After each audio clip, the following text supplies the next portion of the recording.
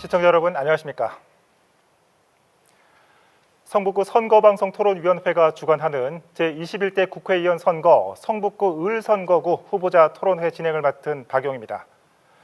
오늘 4월 15일은 21대 국회의원 선거가 치러지는 날입니다. 앞으로 4년 동안 우리 지역을 위해 일할 일꾼을 선출하기 위해서 어떤 후보가 어떤 공약으로 출마했는지 관심을 기울여야 할 때입니다. 자, 오늘 토론회는 이 성북구 을선거구에 출마한 후보자의 정책과 공약을 살펴보고 유권자 여러분들의 현명한 판단과 선택을 돕기 위해 마련됐습니다. 아울러 성북구 을선거구에는 모두 4명의 후보가 등록했지만 공직선거법에 따라 오늘 토론회는 2분의 후보만 모시고 진행하게 됐습니다. 자, 그럼 오늘 토론회를 함께 하실 후보들을 차례대로 소개해 드리도록 하겠습니다. 화면에 보이는 왼쪽 좌석부터 소개합니다. 기호 1번 더불어민주당 기동민 후보 나오셨습니다. 네, 안녕하세요. 성북주민 여러분. 기호 1번 더불어민주당 기동민입니다. 반갑습니다. 네, 반갑습니다.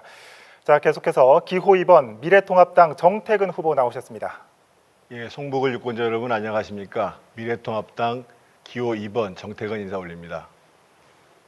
네, 반갑습니다. 좌석 배치는 사전 추첨을 통해 정해졌음을 알려드립니다. 자, 본격적인 토론에 앞서 이 토론의 진행 방법에 대해서 설명드리겠습니다. 오늘 토론은 각 후보자의 기조 연설을 시작으로 2개의 주제에 대한 사회자 공통 질문, 2개의 주제에 대한 사회자 공통 질문 후 상대 후보자의 보충 질문, 후보자 공약 발표 후 상대 후보자의 개별 질문, 이어서 1개 주제의 사회자 공통 질문 후 마무리 발언으로 진행됩니다. 자, 오늘 토론회에서 이 사회자가 드리는 질문은 성북구 선거방송토론위원회 전체 회를 거쳐서 사전에 선정됐음을 알려드립니다. 또한 발언 시간은 엄격히 통제됩니다. 후보자께서는 이 발언 시간을 꼭 지켜주시길 바랍니다. 자, 만약 제한 시간을 초과해서 발언을 계속할 경우 사회자의 제재에 이어 마이크가 꺼지도록 되어 있으며 발언 시간은 후보자가 발언을 시작한 순간부터 기산됩니다. 자, 이처럼 엄격하게 시간을 적용하는 것은 이 토론 진행의 공평성, 공정성을 위한 것이니까 우리 후보자들께서는 원활한 토론 진행을 위해서 발언 시간을 꼭 지켜주시길 바랍니다. 또한 우리 성북구 을선거구 유권자들이 이 토론회를 통해 얻고자 하는 것은 주민의 대표로서 후보자의 자질을 검증하고 정책 공약과 비전을 듣기 위함입니다. 따라서 각 후보들께서는 상대 후보에 대한 인신공격이나 비방은 삼가 주시길 바랍니다. 자, 그럼 본격적으로 제21대 국회의원 선거 성북구 을선거구 후보자 토론회를 시작하도록 하겠습니다. 자, 그럼 첫 번째 순서로 각 후보자들의 기조 연설을 들어보는 시간을 갖도록 하겠습니다. 기조 연설의 발언 시간은 후보자별로 각 2분씩 주어집니다. 발언 순서는 좌석 순서에 따라 기호 1번 더불어민주당 기동민 후보부터 시작하겠습니다. 네, 기호 1번 더불어민주당 기동민입니다. 코로나19로 성북구민 여러분 얼마나 고통을 많이 겪고 계십니까? 정말 힘든 나날이 계속되고 있습니다. 1월 20일 날 첫 확진자가 나타났으니까요. 지금 벌써 한 3개월에 육박하고 있습니다. 그동안 정부의 사회적 거리두기 방침에 적극적으로 협조해 주시고 함께해 주셔서 진심으로 감사드립니다. 2주간 사회적 거리두기가 더 확대되었습니다. 주민 여러분들의 그리고 대한민국 국민 여러분의 안전과 생명을 위한 불가피한 조치라고 판단됩니다. 처음이 있으면 끝이 있을 거라고 판단합니다. 정말 어려운 과정을 겪고 있는데요. 대한민국 국민들의 위대한 힘으로 이 위기 상황을 함께 극복할 수 있는 힘을 이번 과정을 통해서 만들었으면 하는 마음 가득합니다. 저 2010년, 16년 성북을에 처음 출마했을 때 새로운 성북의 설계자가 되겠다고 주민 여러분께 약속드렸습니다. 한눈 팔지 않았습니다. 최선을 다해서 성북을의 변화와 혁신을 위해 앞장섰습니다. 약속드렸던 동북선 도시철도 사업 2018년 실시 협약에 이어서 작년 9월에는 기공식을 진행을 했고요. 지금 올해 공사를 시작하면 2025년까지 공사가 완공될 수 있을 것입니다. 강북 횡단선 역시 일정한 결실을 맺어가고 있습니다. 교통의 험지였던 성북을이 교통의 요지로 탈바꿈하는 성과가 있습니다. 수많은 지역 수건 사업들의 단초를 끼었습니다. 이제 성북 변화하고 발전할 것입니다. 지난 4년 동안 평가를 해주십시오. 최선을 다했습니다만 부족함이 있었습니다. 그 부족함을 앞으로의 여러분들의 선택에 의해서 메우려고 또다시 이 자리에 섰습니다. 최선을 다하겠습니다. 여러분들의 자부심이 될 것이고 여러분들의 긍지가 될 수 있도록 노력하겠습니다. 고맙습니다. 네, 기동민 후보의 기조 연설 들어봤습니다. 자, 다음은 기호 2번 미래통합당 정태근 후보 기조 연설해 주시죠. 역시 2분 드립니다. 예, 존경하는 성북을 주민 여러분 안녕하십니까? 기호 2번 미래통합당 정태근입니다. 우리 주민 여러분들께서 너무나 힘드실 때 이렇게 선거를 치러서 사실은 후보자로 나온 제가 상당히 죄송하고 민망합니다. 지금만 힘들었던 게 아닙니다. 작년에도 굉장히 힘들었습니다. 작년에 경제 성장률이 지난 2010년 이래로 가장 낮은 2.0%를 구성했고요. 또 여러분들 정말 다들 마음 아팠습니다만 소위 조국 사태로 인해 가지고 얼마나 국민 여러분들께서 화가 많이 나셨습니까? 그런데 올해는 또 이 코로나19 사태가 와서 이 감염에 대한 위험뿐만 아니라 그야말로 어려워진 경제에 더욱더 어려워진 그런 상황이 됐습니다. 제가 지역을 다닐 때 한 그 식당을 하시는 노부부가 둘이서 앉아서 둘이서 이제 소주를 드시는 거예요, 대낮에. 그래서 왜 그러냐고 제가 여쭤봤더니만 사실은 그 남자 사장님의 칠순이었답니다, 그날이. 그런데 작년부터 계속 임대료도 못 내고 그래서 자식들이 차려준다는 생일상도 맞지 않고 자식들이 준 돈 가지고는 밀린 임대료 내고 그래서 우리 둘이 앉아가지고 이렇게 소주 한잔 한다. 정말 마음이 아팠습니다. 정치라는 것이 우리 국민 여러분들의 절박한 민생의 문제를 해결하는 겁니다. 저는 감히 말씀드립니다. 이번 국회의원 선거는 과연 누가 정말 민생 경제를 챙길 수 있는지, 누가 정말 서민 경제를 망가뜨렸는지를 우리 국민 여러분들께서 똑똑히 판단하시고 앞으로 더 망가지지 않기 위해서는 어떤 선택을 하셔야 되는지 분명히 가름짓는 선거가 돼야 된다고 생각합니다. 감사합니다. 네, 자 정태근 후보까지 두 후보의 기조 연설을 들어봤습니다. 자 이제부터는 본격적인 토론으로 들어가겠습니다. 이번 시간은 사회자 공통 질문입니다. 총 2개의 주제에 대한 공통 질문을 할 텐데요. 이에 대한 답변을 해주시면 됩니다. 주어진 답변 시간은 후보자당 2분입니다. 자, 첫 번째 주제는 외교 관계에 대한 질문입니다. 주변 4강과 미래지향적으로 관계를 개선해야 우리나라 정치, 외교, 경제 분야가 발전할 것입니다. 주변 강대국, 미중, 러일 등이 있겠죠. 이 강대국과의 적절하고 필요한 외교 정책에 무엇이 있을지 후보님의 의견을 말씀해 주시길 바랍니다. 답변은 발언 순서에 따라서 정태근 후보부터 시작하겠습니다. 2분입니다. 참 어려운 질문입니다. 먼저 우리가 살펴봐야 될 것은 과연 외교의 목표가 뭘까? 저는 첫 번째로는 안보의 문제이고 두 번째는 경제의 문제라고 생각합니다. 그런데 지금 외교의 상황은 시시각각 변하고 있습니다. 가장 최근에 큰 변화의 양상은 뭐냐면 미국과 중국의 대립이 굉장히 심화되고 있다는 겁니다. 그리고 이것이 단기간에 끝나지 않고 장기로 이어진다는 겁니다. 또 한 가지는 이 동북아의 내부에서 저리를 둘러싸고 있는 이 동아시아의 지각이 굉장히 변동하고 있습니다. 가장 대표적인 게 중국과 러시아와 북한 간의 관계는 굉장히 결속력을 강하게 갖고 있고 미국은 저희 한국이 조금 못 믿었든지 일본과 호주와 인도를 잇는 동맹 라인을 형성하고 있습니다. 그래서 저는 이렇게 생각합니다. 첫 번째로는 미국과의 동맹을 굳건히 해나감과 동시에 그렇다고 해서 또 저희가 미국에 더 의존을 심화해서는 안 된다라는 원칙을 세워야 됩니다.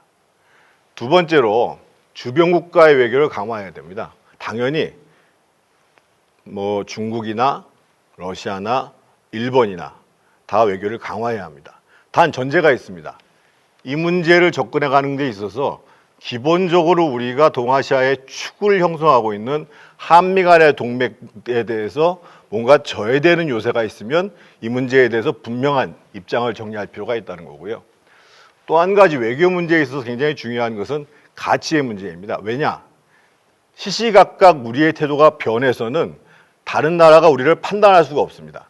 따라서 우리가 소위 자유주의와 시장 경제에 대한 국가란 믿음, 그 인권에 대한 국가란 믿음을 보여주는 외교를 한다. 이런 부분들을 주변 여러 국가들에 대해서 공통적으로 인식시키는 외교가 굉장히 중요합니다. 네. 자, 다음은 기동민 후보 답변해 주시기 바랍니다. 역시 시간은 2분입니다. 가장 중요한 것은 한반도의 완벽한 비핵화를 통해서 항구적인 평화 체제를 구축하는 것입니다. 70년 적대 관계를 청산해야 되는 것이죠. 수많은 오해와 불신, 갈등 요소가 내재되어 있습니다. 한반도의 주동력을 다시 되찾아와야 합니다. 북미 정상회담이 2차례 있었습니다. 3차례 남북 정상회담과 판문점 회동이 있었습니다. 2년 전만 하더라도 전쟁의 위기가 한반도들을 감쌌던 것이 사실입니다. 그렇지만 70년간의 북미 적대 관계를 청산하는 일은 그렇게 간단한 일이 아닙니다. 정상이 한 몇 번 만났다고 해서 그래서 악수를 나누고 속마음을 터놨다고 해서 해결될 수 있는 문제가 아닙니다. 군사, 외교, 경제적인 복합적인 문제가 내재되어 있기 때문에 그렇습니다. 그렇지만 포기할 수 없는 일입니다. 미국의 대선 캠페인이 진행되고 있는 관계로 3차 북미 정상회담이 아직까지는 가시화되지 않고 있습니다. 실무적인 접촉의 끈은 놓고 있지 않습니다. 남북관계 역시 조금 더 동력들을 확보해야겠습니다. 개별적인 이 관광이라든지 금강산 관광이라든지 개성공단 체계 이런 부분들에 대해서 선거 이후에 좀 더 적극적으로 추동해야 된다고 생각합니다. 남북 간의 동력들을 살려내는 것이 그리고 정체되어 있는 북미 관계를 적극적으로 발전시켜내는 것이 한반도의 항구적인 평화 체제를 우리 세대 내에서 달성할 수 있을 것인가를 가름짓는 가름자가 될 수 있을 거라고 생각합니다. 이 동력이 확보되어야 중국과의 교섭력, 러시아와의 교섭력, 일본과의 교섭력들을 우리 중심으로 펼쳐나갈 수 있는 우리 내부의 힘들이 생겨납니다. 조종기이기 때문에 일정한 파편들이 있습니다. 북한의 무모한 도발들이 있습니다. 단호하게 대처하되 대화의 동력들을 잃지 않고 한반도의 평화 공동체를 만들어냈을 때 대한민국의 국운 상승의 계기가 올 것이다 이렇게 생각합니다. 네.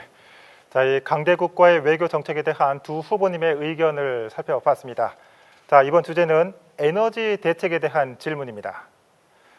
에너지 생산에 있어 원전은 다른 전력에 비해 생산성과 경제성이 우수하기 때문에 유지해야 한다는 의견과 원전 폐기물 처리와 환경 문제로 인해 단계적으로 폐기해야 한다는 사회적 의견이 분분합니다. 환경적 문제로 인해 탈원전 정책도 추진되고 있습니다. 탈원전 정책에 대한 후보님의 견해를 말씀해 주시고 원전을 대체할 에너지 대책으로 어떤 것이 있는지 또 그 대체 에너지의 활성화 방안은 무엇이 있을지 말씀해 주시길 바랍니다. 이번 답변은 기동민 후보부터 들어보도록 하겠습니다.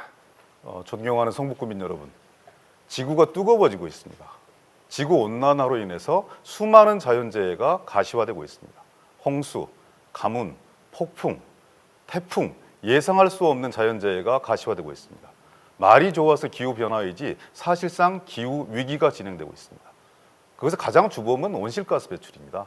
이 온실가스를 어떻게 줄일 것인지 그리고 저탄소 사회로 이행할 수 있을 것인지 그린 뉴딜을 어떻게 이행할 수 있을 것인가가 우리 사회의 경쟁력들을 확보할 수 있는 저는 지름길이라고 생각합니다. 재생에너지 더욱더 확대해야겠죠. 그렇다고 무작정 원전을 줄이는 일은 없습니다. 에너지 전환 정책을 시행하고 있습니다. 60년에 걸친 장기 사업입니다. 지금도 24기의 원전이 착착 가동되고 있고요. 이 정부 내에서 앞으로 2년 뒤면 26기까지 원전이 확대됩니다. 그렇지만 원전을 무작정 가동할 수는 없는 거 아니겠습니까? 상당히 위험한 존재이고요. 그리고 그것에 대한 생산성과 효율성에 대한 여러 가지 해석과 검증이 있습니다. 작년에 세계의 그 재생에너지 투자 비율이 40%를 상회하고 있습니다. 원전을 꾸준히 유지해 나가면서도 그 대안들을 만들어 나가는 것, 태양열을 비롯한 LNG, 천연 환경들을 활용하고 재활용할 수 있는 이런 재생에너지를 우리 사회에서 어떻게 더욱더 자연스럽게 대체할 수 있을 것인가가 저는 재생에너지 사업의 핵심이라고 생각합니다. 다시 한번 말씀드립니다. 급격하게 원전을 다 없앤다. 이건 한쪽의 정치적 주장에 불과합니다. 60년에 걸쳐 이루어지는 장기적인 계획이고 문재인 정부 내에서 24기가 정상적으로 가동되고 있고 2기가 더 진행되어서 26기가 가동되고 있습니다. 그렇지만 원전만으로는 버텨낼 수 없습니다. 천연 재생에너지 더욱더 확대해야 될 우리의 무기입니다. 네, 자, 이어서 대체에너지 활성화 방안에 대해 정태근 후보 답변해 주시길 바랍니다. 그 에너지의 문제도 그렇고요. 조금 전에 말씀드렸던 외교안보의 문제도 기본적으로 우리 국민의 생존, 우리 국가의 생명과 관련된 문제입니다. 그래서 시작은 철저하게 현실에 근거해야 됩니다. 예를 들면 우리가 코로나 사태로 이렇게 어려움을 겪고 있는데 북한에서 방사포를 쏘는 것이 현실인 상황 속에서 남북관계가 진전됐다라고 하는 현실 인식이 이를 풀어가는 것들을 잘못하게 만들고 있는 겁니다. 조금 전에 우리 기동민 후보가 말씀하셨습니다만 기본적으로 에너지 정책의 핵심은 딱 두 가지입니다. 하나는 안정적으로 에너지를 공급하는 것. 두 번째로는 기후변화에 대비해서 탄소 발생량을 저감시키는 겁니다. 우리 유권자 여러분들이 아시겠습니다만 지금 세계적으로 성공한 기업인이자 자선사업을 많이 하는 빌 게이츠가 원전 산업에 집중적으로 투자를 하고 있습니다. 왜? 앞으로 원전을 통해서 탄소 발생량을 획기적으로 줄지 않는 이상 지구가 존재하기 어렵다고 봤기 때문에 그렇습니다. 그리고 이미 우리도 일체형 원자로를 개발했습니다. 그럼에도 불구하고 지금 이 정부에서는 에너지 정책에 대한 기본 관점이 불분명하기 때문에 사실은 얼마 전에 기사에 나왔습니다만 예를 들면 두산중공업 같은 경우를 이 정부가 완전히 망가뜨리고 난 다음에 1조 원을 다시 지원을 해요. 그럴 것이 아니라 위험성도 줄이면서 탄소 발생량을 획기적으로 줄일 수 있는 원자력 산업의 제대로 된 발전 방향을 찾고 거기에 대해서 미래적이 지향적으로 정책을 펴가야 되는데 이 정부는 막연한 신재생 에너지에 대한 신화, 이 과거에 머물러 있기 때문에 지금 이 문제가 발생하는 겁니다. 네. 자, 이번 순서는 두 개의 주제에 대해서 이 사회자가 공통 질문한 뒤 후보자가 답변을 하면 상대 후보가 보충 질문을 하는 시간을 갖도록 하겠습니다. 자, 사회자 질문에 대한 답변 시간은 2분, 상대 후보의 보충 질문 시간은 30초, 보충 답변 시간은 1분 30초입니다. 자, 먼저 경제 극복 방안에 대한 질문을 드리도록 하겠습니다. 코로나 바이러스 감염증 19, 즉 코로나19 사태로 소비 위축 심리가 작용해 경제 악화가 장기화될 것이 불가피해 보입니다. 국내 내수 경제 및 수출 경제 활성화를 위한 후보자님의 방안을 말씀해 주시길 바랍니다. 이번 답변은 정태근 후보부터 들어보도록 하겠습니다. 예, 먼저 말씀드려야 될 것은 우리 경제의 기초체력이 지금 너무 많이 떨어졌습니다. 작년에 저희가 2% 간신히 이제 경제 성장을 이뤘는데요. 이게 2010년 이후로 최악의 성적표입니다. 그런 상황 속에서 사실은 작년 하반기부터 시작해서 많은 자영업자, 중소기업들이 어려워진 상황이었습니다. 그러다가 코로나19가 나오면서 소비가 급감하니까 아주 직격탄을 맞게 됐는데요. 저희가 이제 경제를 세 가지 차원에서 좀 접근해야 됩니다. 하나는 소위 이제 정상적으로 금융이 해결할 수 있는 것. 두 번째로는 정책적으로 해결할 수 있는 것. 세 번째로는 지금과 같은 비상 상황에서 재정 지원을 제대로 하는 것. 이 세 가지인데 지금은 이 세 가지가 모두 동원돼야 됩니다. 즉 가장 중요한 것은 소위 경제계의 생태의 기본을 이루고 있는 자영업자나 중소기업자나 거기에서 근무하는 근로자들이 쫓겨나지 않도록, 파산하지 않도록 이 기업에 대한 지원들, 특히 자영업자, 중소기업들, 그리고 5인 이상 소상공인에 대한 지원을 집중적으로 해서 경제가 목숨을 계속 유지해 가는 것이 굉장히 중요한 문제고요. 두 번째로는 이분들을 위한 금융이 원활해져야 됩니다.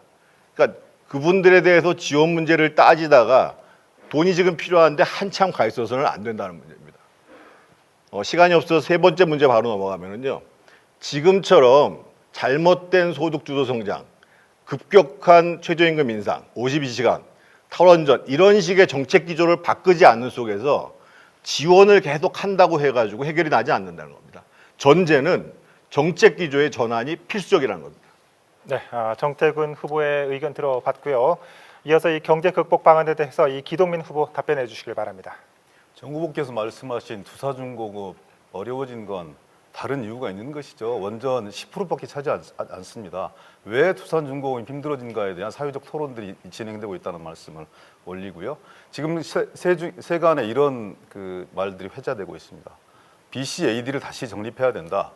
BC는 비포 코로나 이전과 AD는 애프터 디지즈, 질병 이후 그만큼 전 세계가 한 번도 겪지 못한 미중유의 위기 상황에 직면해 있는 겁니다. 과거의 해법과 과거의 접근법으로는 결코 해결할 수 없는 난제가 우리들한테 닥친 것이죠. 발상을 새롭게 해야 됩니다. 전혀 새로운 발상에서 새로운 접근법들을 가졌을 때 위기 상황을 국민과 더불어서 극복할 수 있는 단초를 만들어낼 수 있다. 저는 이렇게 생각합니다. 얼마 전에 대통령께서 100조 원 플러스 알파의 금융과 민생 지원책을 발표를 했습니다. 예전에는 영세 자영업자, 소상공인 그리고 중소기업에 국한되었던 지원 방책이었다면 지금은 중견기업 그리고 필요하다면 대기업까지 이 그물망 속에 포함시키겠다 이렇게 말씀을 주셨어요. 대기업에 왜 지원이 필요한 것인가? 2008년도 금융위기 당시에 대기업의 절반이 무너졌습니다. 80만의 실업자가 생겨났습니다. 대기업과 직접적으로 연관되어진 제2금융권이 무너졌습니다. 20만 명, 도합 100만 명의 실업자가 양산되었습니다. 대기업을 방치해서는 안 됩니다. 기업에 대한 일방적인 지원이 아니라 대한민국 국민들을 살려내는 지원책들을 저희들이 가지고 있는 것이죠. 소상공인에 대한 지원, 서울시에서 열흘 안에 모든 것들을 해결하겠다고 원스톱 서비스를 시행하고 있습니다. 지금은 더디깁니다만 조금 더 속도를 낼 것이라고 생각합니다. 다시 말씀드립니다. 소득주도 성장이니 경제 패러다임을 바꿔라. 이런 예전의 방식으로는 결코 이 위기를 극복할 수 없습니다. 전혀 상상하지 못한 이런 접근법을 가지고 담대하게 접근했을 때 이 위기 상황을 극복할 수 있다. 이렇게 말씀드립니다. 네, 경제 극복을 위한 두 후보의 방안을 들어봤고요. 이어서 이 보충 질문과 답변의 시간을 갖도록 하겠습니다. 자, 먼저 기동민 후보 보충 질문해 주시면 되겠습니다. 시간은 30초입니다. 이 어려운 위기 상황에서 황교안 대표는 어제 과감하게 전 국민에게 50만 원씩 현금으로 지급해야 된다 이렇게 말씀을 주셨어요. 아동 수당조차 특정한 계층은 주지 말아야 된다라고 선별적으로 복지를 주장하셨던 미래통합당입니다. 저는 이 접근법에 대해서 환영합니다. 당의 공식적인 입장인 것인지 아니면 정태근 후보님께서는 어떤 지원 보관이 계신 것인지 시민들한테 말씀 주셨으면 좋겠습니다. 저는 이제 아까 세 가지 중에 지금은 재정으로 직접 지원하는 것이 필요한데 그 재정으로 할 수 있는 것 중에서 가장 우선순위가 된 것은 소위 경제의 생태계가 돌아갈 수 있도록 소위 자영업자 그리고 소상공인 여기에 근무하고 있는 근로자들에 대한 임금 이 문제를 해결하는 것이 첫 번째 문제라고 생각을 하는 거고요. 그래서 저는 이분들이 대출을 받기 위해 가지고 소위 마스크 줄 서는 것처럼 은행 창구에서 줄 서가지고 오늘 하루 이틀이 지금 숨 넘어가는 판에 서류 7개, 8개씩 만들어서 처음에는 석 달, 지금은 5, 6주 걸린다는 것. 저는 이런 식의 정책을 해서는 안 된다고 생각을 하는 것이고요. 두 번째로는 아마 황 대표가 얘기하신 것은 이런 얘기일 겁니다. 지금 그 기준점을 만들어가지고 시간이 지체될 바에야 아예 그 금액을 좀 낮추는 한이 있더라도 바로 하자. 뭐 이런 측면인 것인데요. 어떻든 지금 전 세계적으로 재정 지원에 대한 부분들에 대해서는 불가피한 측면이 있습니다. 하지만 저는 이렇게 생각합니다. 우리나라가 발권 국가가 아닙니다. 돈을 무제한 양만 쓸 수가 없고 양적 완화가 불가능한 상황이기 때문에 아까도 말씀드렸던 것처럼 일관되게 경제 주체가 연명하고 그 경제 주체 속에서 근무하고 있는 사람들에 대한 임금이라든지 이런 부분들이 돌아가게 만들므로써 우리 경제 자체가 계속 생존해 가도록 만드는 것 이게 제일 중요한 과제라고 생각합니다. 네. 자, 이번엔 정태근 후보가 보충 질문을 해주시면 됩니다. 30초 드립니다. 그 아까 이제 두산중공업 관련해서는 신고리기 때문에 벌써 7천억의 손해가 났고요. 제가 말씀드리는 것은 과연 그러면 지금 코로나 사태가 오기 전까지 우리 경제가 좋아졌느냐? 우리 경제가 좋아졌다고 주장을 하시는 분들은 청와대에 있는 문재인 대통령 그리고 민주당 말고는 전 세계 어느 나라 그리고 우리나라 국내 학계 어느 누가 경제가 좋아졌냐라고 얘기를 하는데도 불구하고 왜 그 기조를 고치지 않냐는 거죠. 네, 답변해 주시죠. 1분 30초입니다. 과거로 돌아가자는 말씀이시면 정권을 미래통합당이 잡아야 되죠. 과거 대기업 중심의 낙수 경제 위에서 흐르도록 하겠다. 전혀 흐르지 않았지 않습니까? 새로운 접근법들이 필요한 것이죠. 세계는 뉴노멀 아니겠습니까? 저성장이 구조화되는 시기입니다. 더 이상 예전에 5, 6%, 7, 8%의 성장이 불가능한 상황입니다.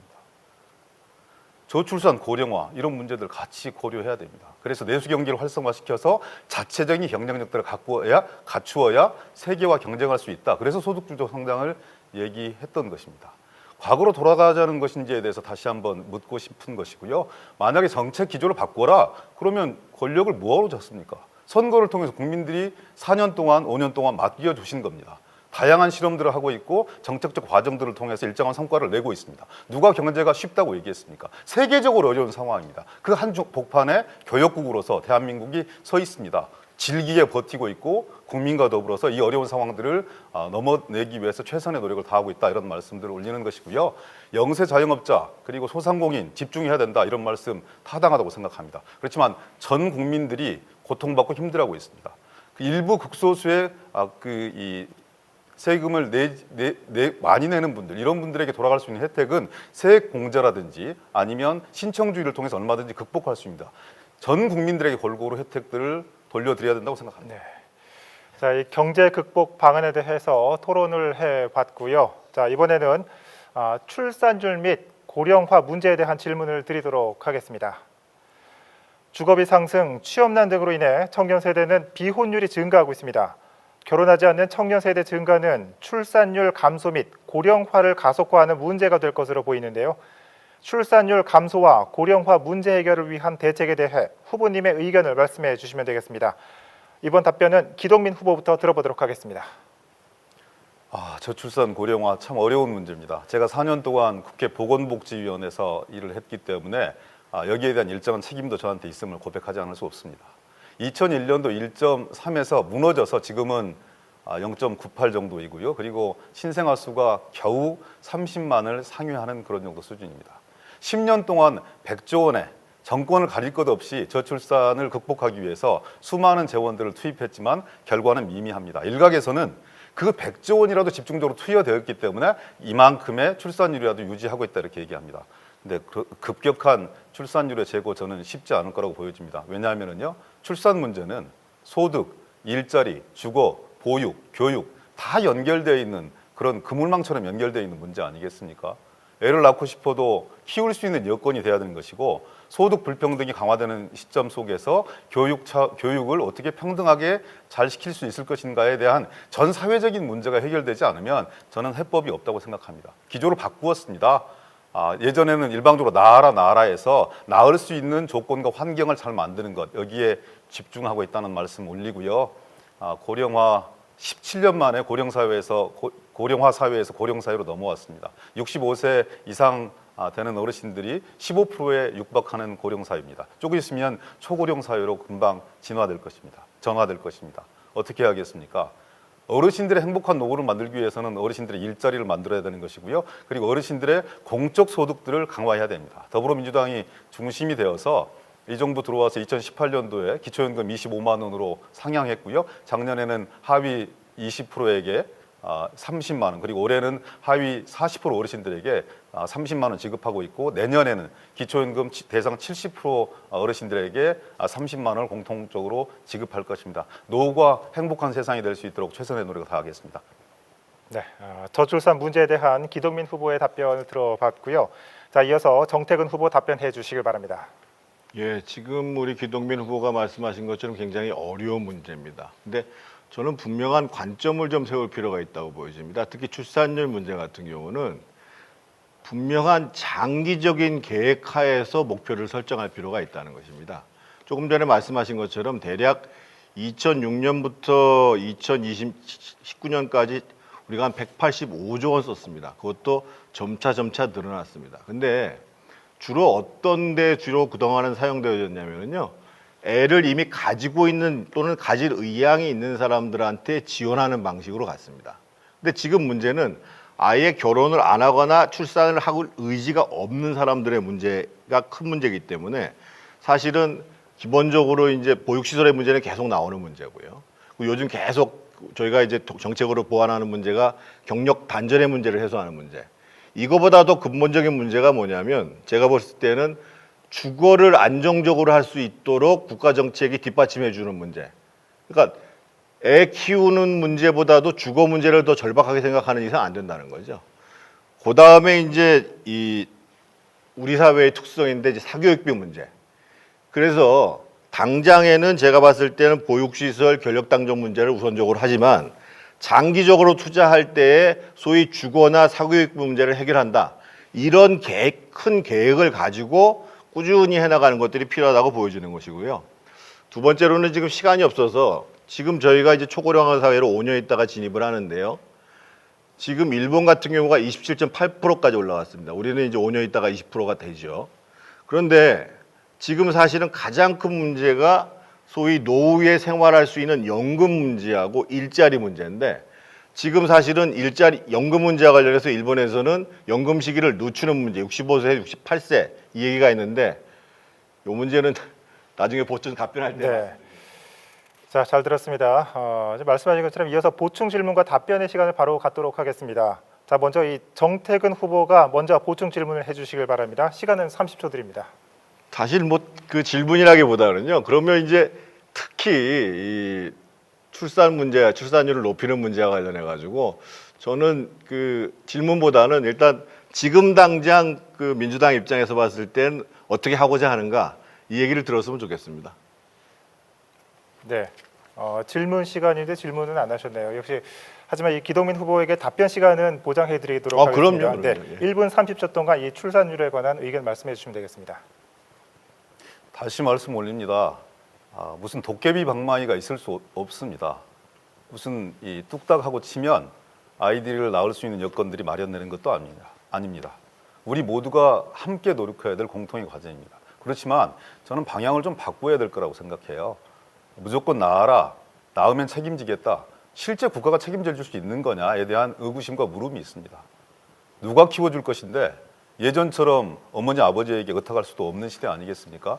그럼 낳았을 때 키워줄 수 있는 공적인 보육체계 잘 만들어야 되겠죠. 민간 어린이집, 가정 어린이집, 국공 어린이집 분투하고 있습니다. 그렇지만 이런 상황이 되었을 때, 이 재앙과도 같은 질병이 왔을 때 그러한 보육 시스템으로는 힘들어지는 거 아니겠습니까? 그러면 가정에서 돌볼 수 있는 구조를 만들어야 되는 것인데 회사에서 아이들 키운다고, 아이들 뒷바라지 한다고 이 양육 휴가 내고 이러기가 보육 휴가 내고 이러기가 쉽지 않은 것이 현실 아니겠습니까? 실제 법대로 나와 있는 대로 저는 해야 된다고 생각합니다.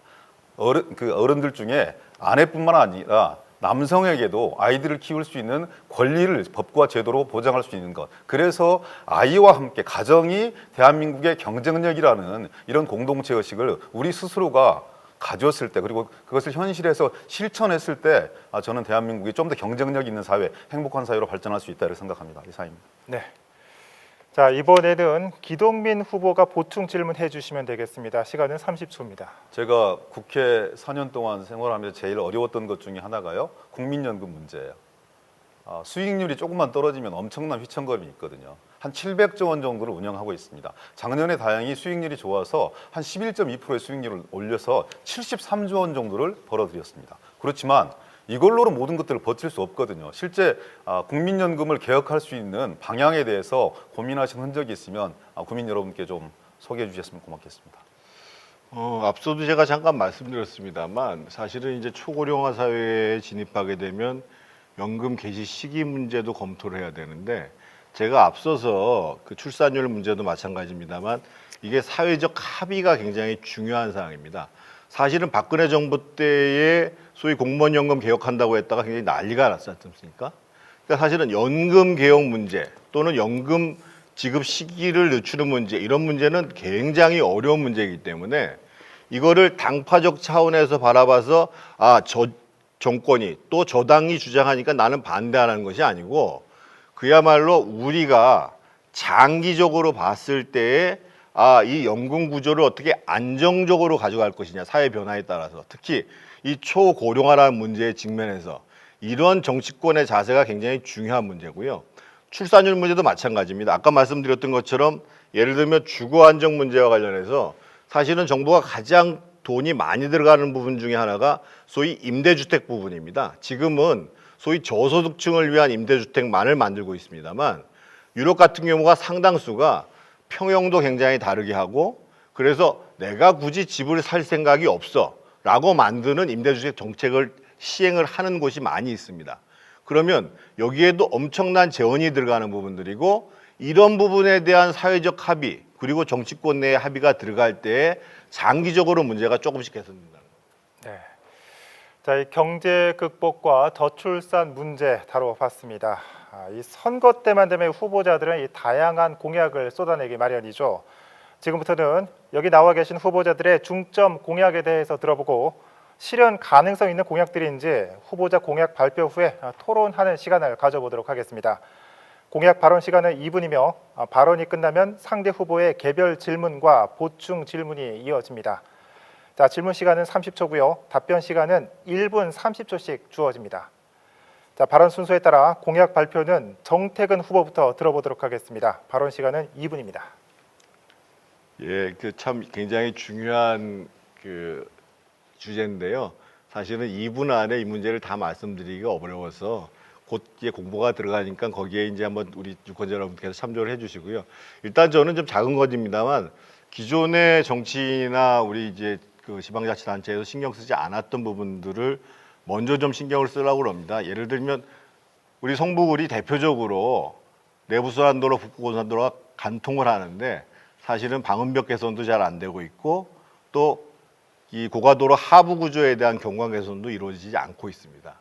그리고 얼마 전에 제가 이제 장애 일동을 나가봤는데 조금만 고가도로를 통해 가지고 길을 내면 다시 장애로로 나오지 않고 월계로 밖으로 확산할 수 있는 그 연결 통로를 만들 수 있는데 그것도 왠지 전혀 누구도 생각을 하지 않았더라고요. 그래서 앞으로 저는 우리가 이제까지 생각하지 못했지만 주민 여러분들의 그 생활을 질적으로 나아지게 할 수 있는 것 이런 부분들을 좀 세세하게 계속 찾아서 여러분들과 함께 해결할 생각이고요. 무엇보다도 두 번째로는 지금 이제 장이 뉴타운과 더불어서 우리 이 종합역 사거리 그리고 장이석관 지역의 상권이 정말 부도심 상권에 그 걸맞게 획기적으로 진전할 수 있는 이런 우리 성북 을 지역에 있어서의 상권 활성화 방안을 집중적으로 지금 제가 약속을 드리는 거고요. 그래서 이 문제와 관련해 가지고 지금 저희 그 석관중학교 고등학교 뒤편을 보시면 임은기지창이라고 있습니다. 한 6만 8천 평 되는 땅인데 동부간선도로 지하화 문제와 관련해서 이것이 완공되는 2026년 이후에 이 이문 차량 기지창들을 개발하는 문제, 그래서 또 다른 상권의 중심으로 만드는 문제도 저는 적극적으로 연구하고 검토하고 있습니다. 네, 정택은 후보 공약 들어봤고요. 자, 계속해서 기동민 후보 질문해 주시면 되겠습니다. 도표를 하나 준비해 왔어요.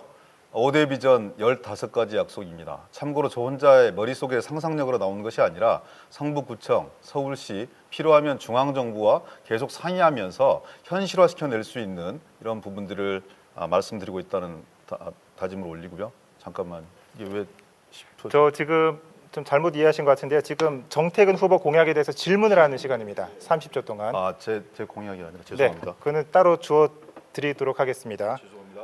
네, 시간을 다 소유했기 때문에 이 정택은 후보께서 이 답변 시간 1분 30초 보장해 드리도록 하겠습니다. 예, 조금 전에 말씀드린 것과 관련해 가지고 지금 그 KTX 수서발 KTX가 지금 의정부로 연결되는 것이 시도가 되고 있습니다. 그러면 이제 청량리와 이문기지창과 월계동에 새로운 그 개발할 수 있는 땅의 여력이 있는데 그 중에 가장 중심부에 있는 게 사실은 이문기지창의 문제입니다. 그래서 이전까지는 이 문제를 누구도 생각을 하지 않았는데 저는 뭐 그 이문기지창을 중에 개발을 하게 되면 3만 평 이상 주민들을 위해서 뭐 랜드마크 시설을 비롯해서 여러 가지 복합 시설 이런 부분들이 가능하고 특히나 이제 그 동부간선도로가 이제 2026년에 지하화되기 때문에 그 문제와 관련해서 적극적으로 이제까지 누구도 생각을 하지 않았었는데 추진해 볼 생각이고요. 또 한 가지 중요한 것은 결국은 우리 성북이 아이 키우기 좋은 사회를 넘어서서 아이들이 행복한 도시 그리고 좀 전에 노령화 문제도 말씀했습니다만 중앙정부 차원에서뿐만 아니라 지방자치단체 차원에서도 우리 노후 생활이 편리한 성북으로 가는 문제와 관련해서 저는 이 문제에 대한 정확한 조사와 어차피 예산이 들어간 거기 때문에 우선적 수요에 기초해 가지고 진행을 할 필요가 있다는 거죠. 예를 들면 애들 놀이터에 화장실이 없으면 지금 당장 지어야 됩니다. 노인들이 언덕을 올라갈 수 없으면 핸드레일을 만들어 줘야 됩니다. 네. 이런 발언 시간 끝났고요. 다시 한번 보충 질문 시간이 주어집니다. 기동민 후보께서 정태근 후보에게 다시 한번 보충 질문 시간입니다. 질문 시간 30초 드립니다. 네, 진행 방식을 착각했습니다. 죄송합니다. 성북에 4년 동안 그냥 계속 갇혀 있었기 때문에 어찌 보면 그 계속 고민했던 사람의 눈에 보이지 않는 다른 관점으로 정태근 후보는 성북을 종합적으로 봐오셨기 때문에 해결할 수 있는 여러 가지 능력도 대안도 있을 거라고 생각합니다. 저희들이 미처 보지 못한 이런 부분들에 대해서 단초로 말씀 주셨는데요. 그것을 현실화시킬 수 있는 가능성을 어떻게 생각하시는지에 대해서 말씀 듣고 싶습니다. 지금 GTX 선에 따라 가지고 시도 노선이죠. 수소 연결하는 것을 주장하신 분은 사실 다른 분이 아니라 민주당의 우원식 의원입니다. 우원식 의원이고 지금 이제 이문기 이창 같은 경우에는 한 6만 8천 명 됩니다. 그런데 예를 들면 파리나 예를 들면 동경 같은 데 보면 어떤 경우에는 지하로 놓고 지금 이문기 지장이 경정비 하는 데거든요. 그래서 이미 한번 철도공사에서 개발 문제를 검토를 했던 사안입니다. 그래서 이제 그 지하로 넣거나 또는 복층화시키거나 하면 한 절반 정도의 땅이 생기는데 그게 대부분 또 석관 지역에 해당하는 땅입니다. 그래서 이 문제는 제가 봤을 때는 제가 만약 국회의원이 된다면 우리 철도공사, 서울시, 우리 뭐 구청뿐만 아니라 이 문제와 관련해 가지고 정말 그 제대로 된 단계별 비전들을 만들어가는 게 필요하죠. 특히나 지금 그동안 많은 시장을 거쳐가면서 2026년 가면 이제 저희가 동부간선도로가 지하화되거든요. 즉 사람이 사는 공간과 바로 연결된다는 겁니다. 강변이요. 그러면 저희도 다른 도시 못지않게 아주 아름답고 사람들이 찾아올 수 있고 그러면서 토지 자체가 가치가 높은 땅으로 변하고 이런 부분들을 의식적으로 노력하지 않는 이상은 이 간선도로가 있고 여전히 길찾길로 막혀져 있고 주민들은 단절돼 있고 이렇게 계속 간다는 거죠. 네. 자, 이 정태근 후보의 공약을 들어봤습니다. 이번에는 기동민 후보 공약을 이어서 들어보도록 하겠습니다. 역시 발언 시간 2분 드리도록 하겠습니다. 정 후보께서 말씀 주신 공약이 현실화될 수 있었으면 좋겠습니다. 그냥 상상만으로 끝나지 않고 실제 집권 여당과 그리고 서울시장과 중앙정부와 협업해서 그런 부분들이 이루어낼 수 있는 추진력을 실제 갖추셨으면 좋겠다 이런 말씀들을 올리고요. 제가 지금 드리는 5대 비전 15가지 약속은 제 머릿속에서 그냥 튀어나온 것이 아니라요. 서울시, 성북구 그리고 중앙정부와 협력하면서 어떻게 현실화시켜낼 것인지에 대해서 집중적으로 고민한 결과라는 걸 말씀 올립니다. 교통의 요지로 만들어내겠다는 다짐을 말씀 올렸습니다. 2025년까지 동북선 도시철도 반드시 완성시켜내겠습니다. 강남북 균형 발전을 위한 강북 횡단선 적극 추진하고 있습니다. 월곡 IC 하향 램프 2021년까지 완공해서 월곡동과 종암동으로 이어지는 교통 혼잡을 조금이나마 개선할 수 있도록 노력하겠습니다. 복지 성북 만들어내기 위해서 최선의 노력을 다하겠습니다. 안전한 성북 그리고 안전과 생명을 지키는 지속 가능한 성북을 만들어내는 것이 가장 중요하다고 생각하는데요. 주민 안전을 위협하는 대표적인 흉물 중에 하나가 월곡동 순곡시장 문제라고 생각합니다. 건물 위험도 D등급인데요. 아마 지금 등급을 따져보면 그 훨씬 이하일 수도 있는 위험한 건물입니다. 그거 철거하고 공영주차장 만들어내는 것이 전체 주민들을 위해서 필요한 일이다. 저는 이렇게 생각합니다. 장이동, 석관동 일대 공영주차장 확보하는 일 역시 마찬가지라고 생각하고요. 동북권 문화소통의 중심 서울시민청 반드시 유치해서 문화혁신도시 성북이 될 수 있도록 최선의 노력을 다하겠습니다. 월곡동의 수십 년 수건사업 중에 하나가 청소 차고지 지하 문제입니다. 지하로 집어넣고 4층에 주민 복합시설 만들어서 수영장까지 주민 여러분들의 품으로 돌려드리겠다는 다짐을 올립니다. 신월곡 1구역 88번지 주거 환경 개선 사업 얼마 전에 서울시 환경영향평가 통과했습니다. 반드시 잘 추진해서 주민 여러분들에게 보답하겠습니다. 이상입니다. 네, 기동민 후보의 공약 들어봤습니다.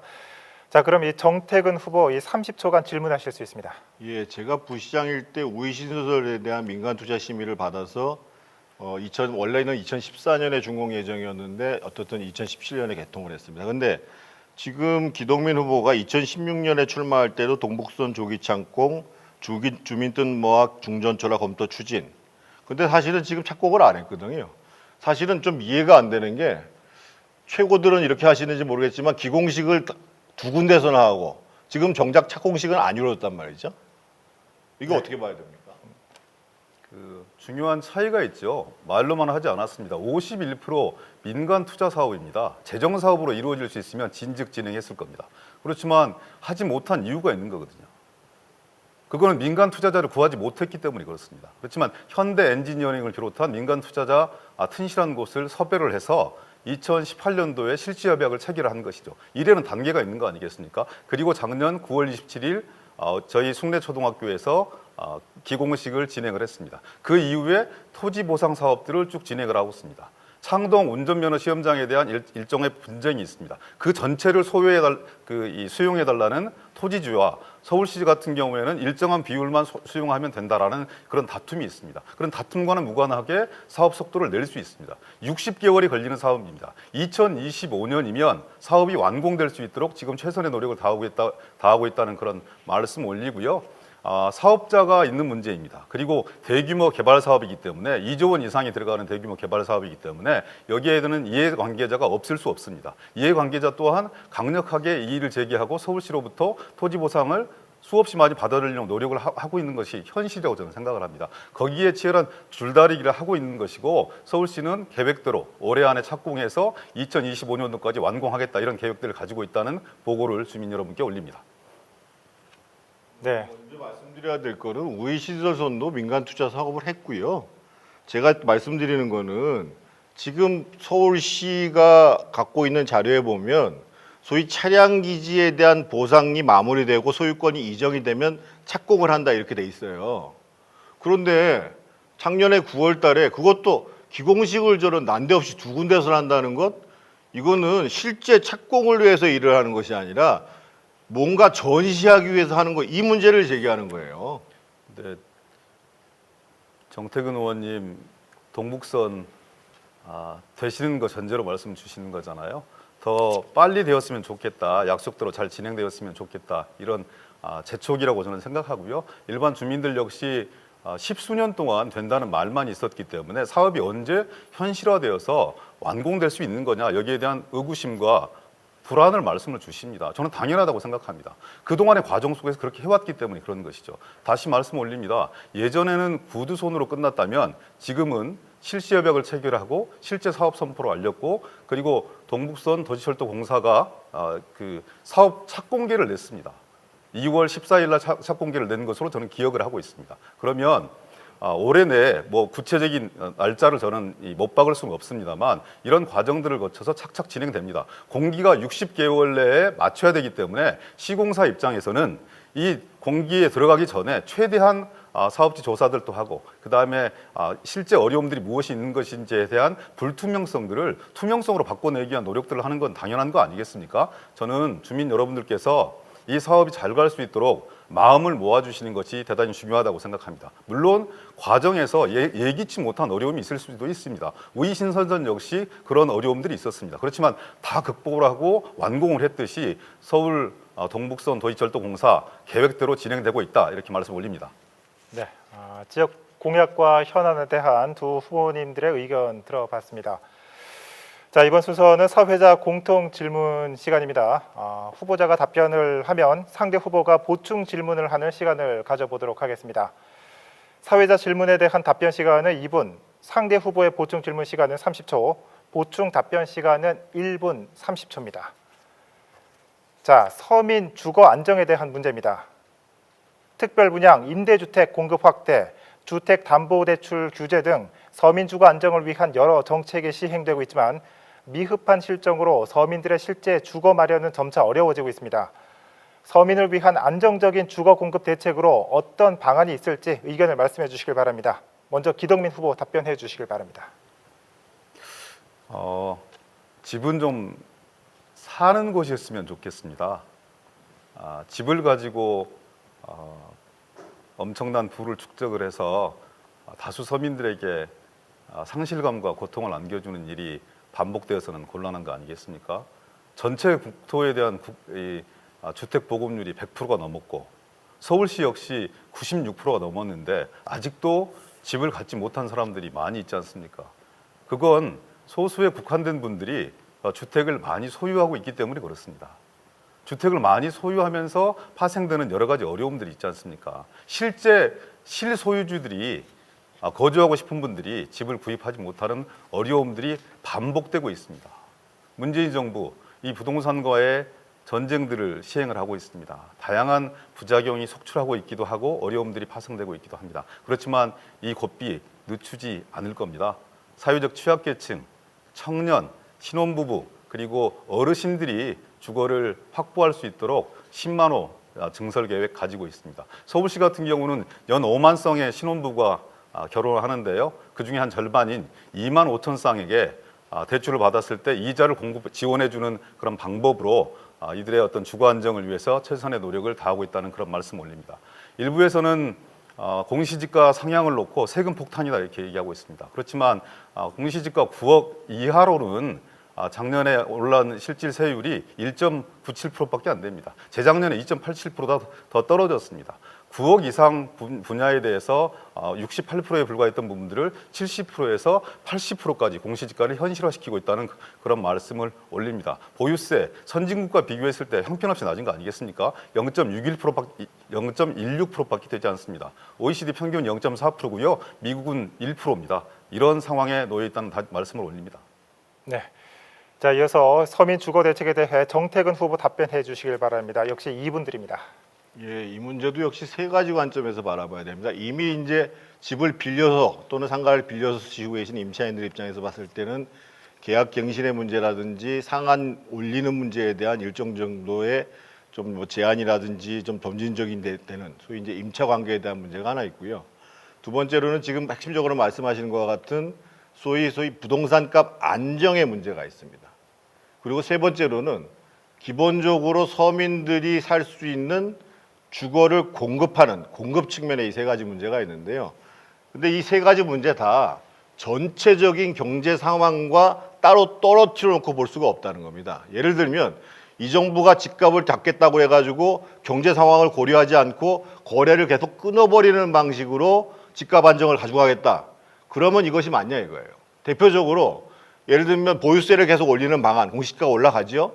그런데 경제 상황이 굉장히 어려워진 상황 속에서는 당연히 속도 조절을 해야 되는 거거든요. 그러니까 서민 주거 안정 문제는 전체 경제 상황과 연결지어서 고민을 해봐야 된다라는 말씀을 드리겠고요.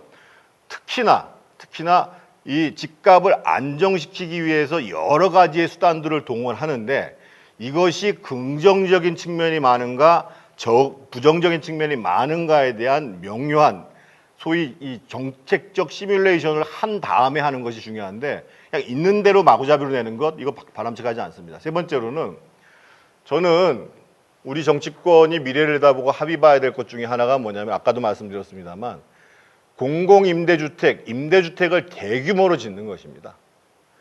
일전에 한번 오세훈 시장이 같은 경우에는 장기 전세주택도 얘기를 했는데 다양한 형태의 임대주택을 지어내서 내가 집을 사지 않고도 정말 부의 축적수단으로 사용하지 않고도 살 수 있는 집이 많이 있다라고 하면 당연히 집값도 안정됩니다. 네, 잘 들었습니다. 자, 이어서 보충 질문과 답변의 시간을 갖도록 하겠습니다. 먼저 이 정태근 후보 보충 질문 30초 동안 하실 수 있습니다. 제가 조금 전에 말씀드렸습니다만 지금 문재인 정부가 과거의 노무현 정부 때보다도 더 심할 정도로 이 부동산 정책이라는 부분들하고 전체 경제 상황이라는 부분들을 별개로 보고 정책을 하는 것이 아닌가. 이 문제가 첫 번째 의문이고요. 두 번째로는 공급 계속 얘기하시는데 도대체 이 정부가 어떻게 공급을 하는지 저는 잘 모르겠어요. 네, 답변해 주시면 되겠습니다. 1분 30초입니다.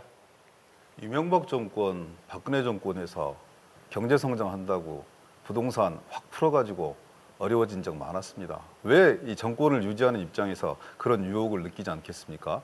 그리고 금방 말씀 주셨듯이 종합부동산세라든지 보유세 이런 부분들도 조금의 부담이라도 좀 줄여주려면 총선 전에는 하지 말았으면 하는 게 솔직한 저의 심정입니다. 그렇지만 문재인 정부 이 부분과 관련해서는 타협하지 않고 뚜벅뚜벅 앞서 나가고 있습니다. 보유세 말씀 주셨는데요. 다시 말씀 올립니다. 선진국 미국 같은 경우는 1%가 넘어갑니다. 그리고 또 OECD 평균이 0.4%입니다. 우리 0.16%입니다. 그리고 그 9억 공시지가 9억 이하, 실제 공시지가 9억이면 한 13억 정도 하는 거 아니겠습니까? 그 이하는 보유세 이 공시지가 비율을 실제 재작년보다 더 낮추었다는 그런 말씀들을 올리는 거고요. 그 이후에 예를 들어서 공시지가 9억 이상의 분들에게 일정한 세부담이 있는 것은 사실입니다만 그건 부의 형평성, 재분배 차원에서 서로가 감내해야 될 그런 고통 아닌가 이런 생각들을 하는 겁니다. 저는 수많은 그 현혹들이 있다고 생각합니다. 예를 들어서요. 그 종부세 납부 대상이 지금 올해 기준으로 해서 한 56만 명, 59만 명 정도 됩니다. 전 국민의 0.1.2% 정도가 되어집니다. 실제 종부세를 납부할 수 있는 분들이 그렇게 많지 않은 것이죠. 그렇지만 이것이 마치 세금 폭탄처럼 국민을 옥죄고 있다. 이런 이데올로기로 활용되는 것은 저는 이제 그만 지양해야 되지 않을까 생각하고 있습니다. 네. 자, 이번엔 기동민 후보가 정태근 후보에게 보충 질문해 주시길 바랍니다.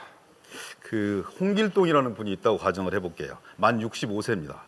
정년 퇴직 후에 아파트 한 채를 보유하고 계시는데요. 이분은 15년간 보유를 했습니다. 이 공시지가가 11억입니다. 그러면 실제 가격은 실거래가는 한 15억 정도 된다고 생각합니다. 종부세를 아무런 세액 감면 없이 냈을 때 44만 2천 원입니다. 그런데 이분이 세액공제를 받거든요. 65세 이상이고 15년 동안 소유를 했기 때문에 13만 2,600원을 냅니다. 이것이 과연 종부세 세금 폭탄입니까? 제가 말씀드리는 거는요. 기본적으로 저희가 주택과 관련해 가지고 장기적으로 봤을 때는 거래세를 내리고 보유세를 올리는 게 맞아요.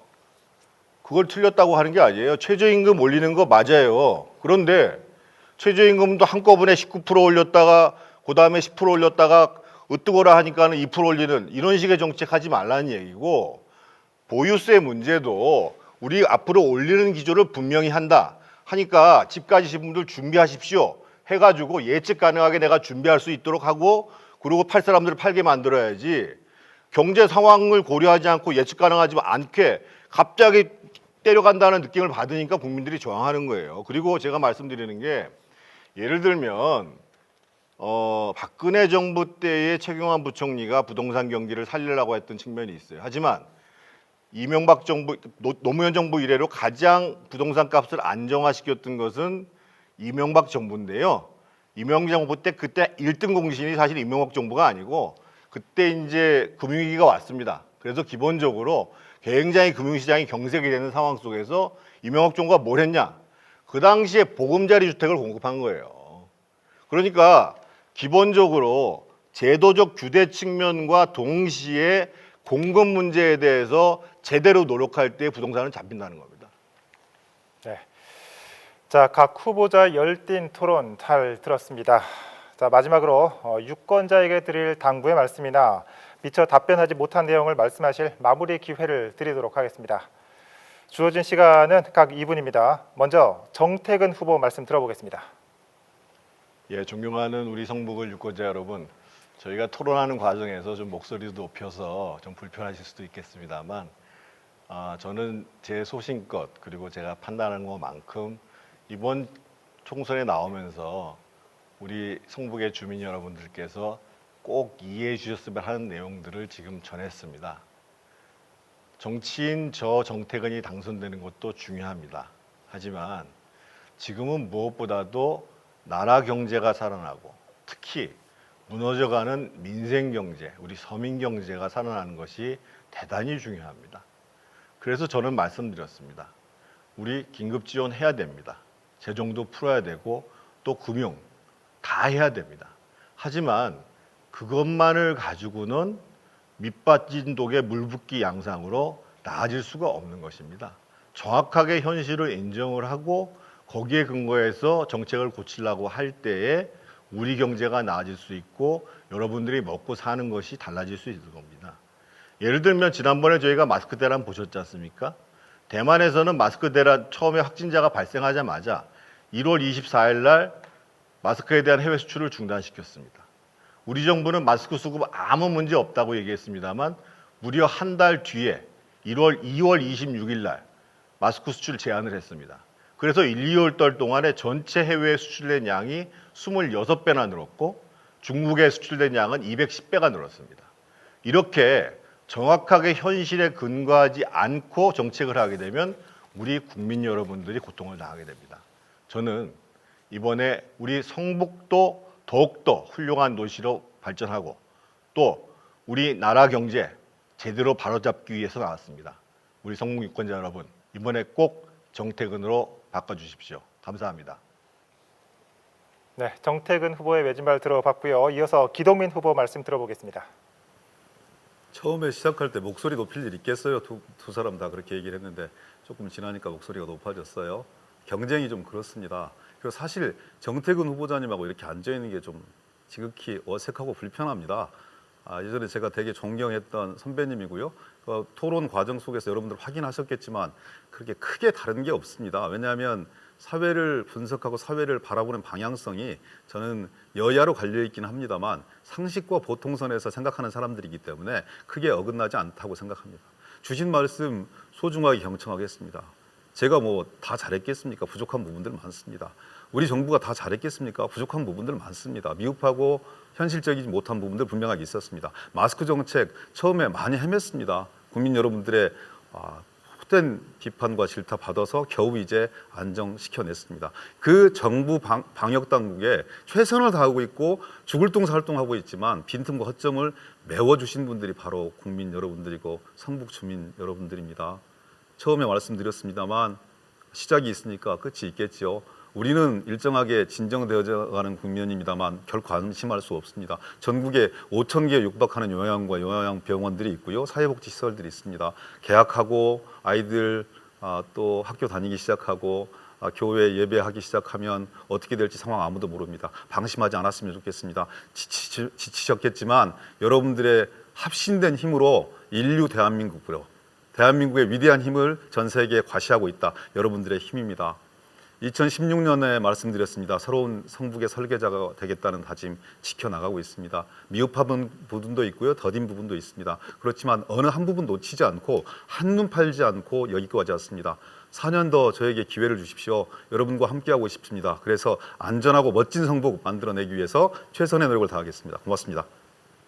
네, 두 후보자의 매진말까지 모두 들어봤습니다. 자, 오늘 토론을 위해 참석해 주신 우리 두 후보님들 다시 한번 감사의 말씀 전해드립니다. 고맙습니다. 네. 자, 성북구 을 선거구 유권자 여러분, 오늘 어떻게 지켜보셨습니까? 우리 지역에 어떤 후보가 더 필요한 일꾼인지 판단에 도움이 되셨습니까? 자, 오늘 4월 15일은 여러분들의 주권을 행사하는 날입니다. 자, 이 시간이 유권자 여러분들의 선택에 도움이 되셨기를 바라며 21대 국회의원 선거 꼭 소중한 한 표 행사하시길 바랍니다. 자, 오늘 후보자 토론회는 중앙선거방송토론위원회 홈페이지를 통해 다시 볼 수 있습니다. 이상으로 성북구 선거방송토론위원회가 주관한 제21대 국회의원 선거 성북구 을 선거구 후보자 토론회를 모두 마치도록 하겠습니다. 시청해 주셔서 고맙습니다.